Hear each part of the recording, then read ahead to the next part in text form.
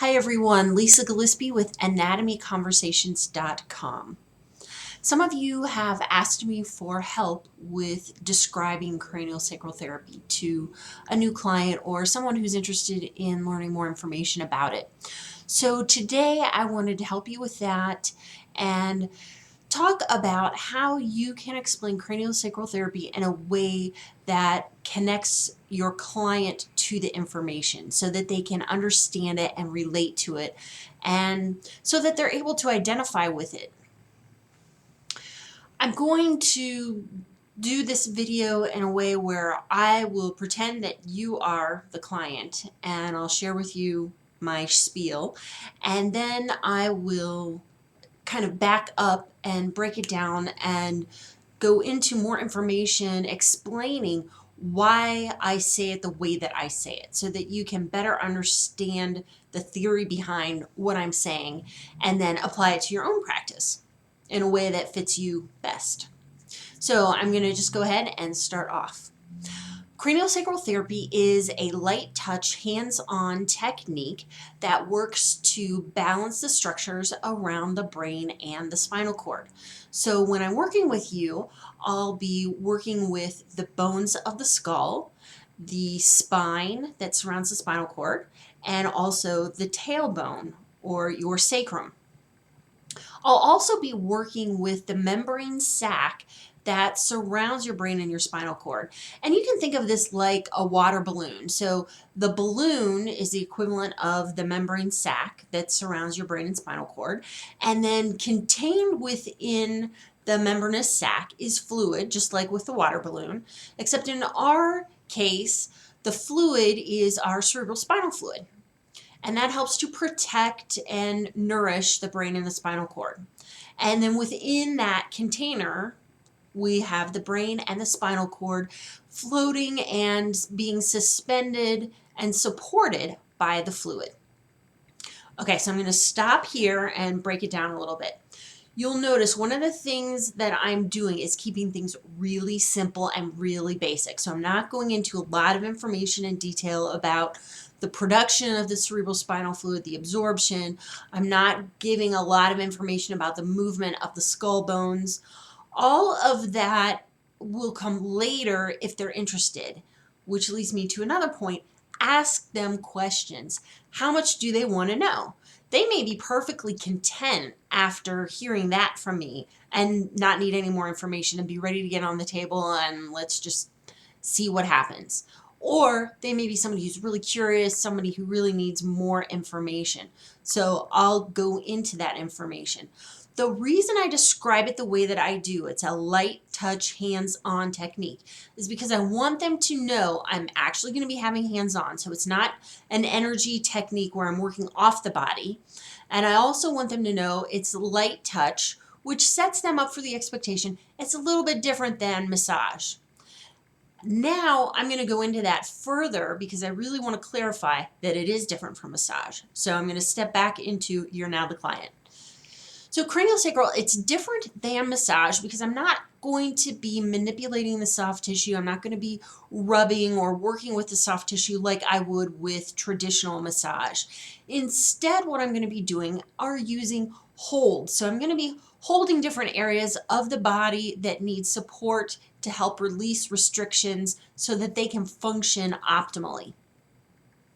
I may be working in areas that are not limited to the bones of the skull, the spine, and a sacrum that I mentioned earlier. So I may work on a knee or an ankle or a shoulder because that area is indirectly impacting what's going on with your system. So don't be surprised if you find me working on a knee, an ankle, or a shoulder. I'm still working with the environment around the brain and the spinal cord. I'm just doing it a little more indirectly. You may know this already, be familiar with how the body is all interconnected, and one area is going to impact another through the ripple effect, through indirect connections that weave our whole body and system together so beautifully. So I just wanted to let you know what you can expect as I'm working on you in terms of I'll be holding areas rather than massaging them. All right, now I'm going to back up again. So I want to be sure that we've got a good expectation set up. And a lot of people will call me up and say, yeah, I want to know more about craniosacral massage. I really want to make the distinction that it is not massage because I don't want them to be disappointed. I don't want them laying on the table wondering, when am I actually going to start doing something? So I want to be clear. I'm using holds, not actual massage, friction, petrissage, the things that we're familiar with a traditional massage. Setting up expectations will also help take the pressure off of you. You're not going to be worrying that, oh gosh, are they disappointed? Are they getting what they want? All of that kind of stuff that can distract you from the work that you need to be doing with them. Other things that I want to point out to you. Visual aids can be really helpful. So things like, oh, I just lost a zygoma here. But things like the skull, really nice to have because it lets them know when you're working on the head, there are individual bones to the head. I like to use images a lot and analogies a lot with my descriptions. So I'll let them know that your head is not just a hollowed out bowling ball. That's a really clear image. Everybody gets a sense of what that's like. Earlier, I used the image of the water balloon. Again, that's something tangible, something they can relate to, something they understand that takes it from the abstract into a more concrete, tangible experience for them. Another example that I like to use, if they want more information and I want to give them a sense of what happens when your craniosacral system is not in balance, I'll use the description that have they ever had the experience of wearing a hat that was too tight or a headband that was too tight and then feeling a headache or other discomfort afterwards? So most people can identify with that. That's something they're familiar with. It takes it out of the abstract.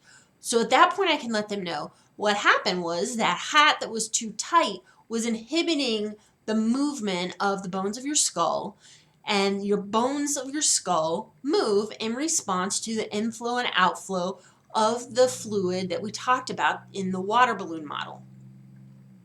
So they can go, oh, okay, I know what that feels like, and that makes a little bit of sense if I've got several bones making up my skull versus just one bone.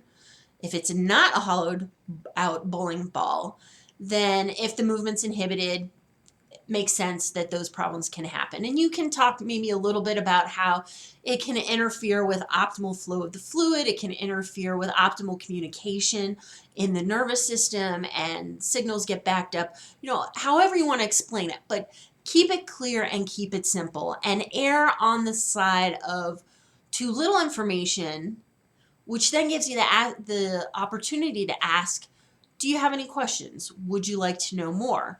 Versus overloading them with so much information that their eyes start to glaze over. You've lost them 5 minutes ago. They don't know what questions to ask, and they're totally confused. Avoid that. It's really, really easy to do, but hold back. Pull yourself back. Another thing that I find to be really, really helpful, avoid lingo. So you'll notice in my example, I didn't use the term sutures. When I did use the term membranes, I explained what membranes are. I used the common term tailbone and then gave it its anatomical term sacrum so that they understood, oh, those are the same thing. Things like that, be conscious of, because the more lingo you use, the easier it is to lose them. All right, so just to review, keep it simple. Use examples that they can identify with, whether it's a water balloon, a hollowed out bowling ball, a hat that's too tight. Avoid using lingo. Use visual aids whenever possible because that's going to make things more tangible. Whether it's a skull, you can also have an actual balloon in your office, and that can be a really nice way to demonstrate when you blow air into the balloon, the widening and expansion that occurs, which mimics the inflow of fluid. And then you can let some air out of the balloon, and that will demonstrate what it's like when the fluid is moving out of the head into the general body circulation, and how that causes the head to narrow. So you're getting this widening and narrowing that they'll be able to visualize really clearly from the expansion of the balloon and the narrowing of the balloon. So that's another nice thing to tie into all of this. And again, ask questions. Err on the side of too little information and give them the opportunity to ask for more so that they're leading the conversation, which again keeps you from giving them too much information. All right, that's what I've got. I don't want to overload you. I'd love to hear what you think, how you explain craniosacral to your clients. What's working for you? Let's share the information so that we can all build the knowledge base and be more effective with how we explain it and helping our clients better understand what we're doing. You can share it in the comments below. I'll also give you the address to my website if you want to come over to my blog and the Facebook page that I've started. We've got a really nice group of people growing over there, and we're developing a really nice community there. So would love to have you and look forward to talking with you soon. Thanks so much.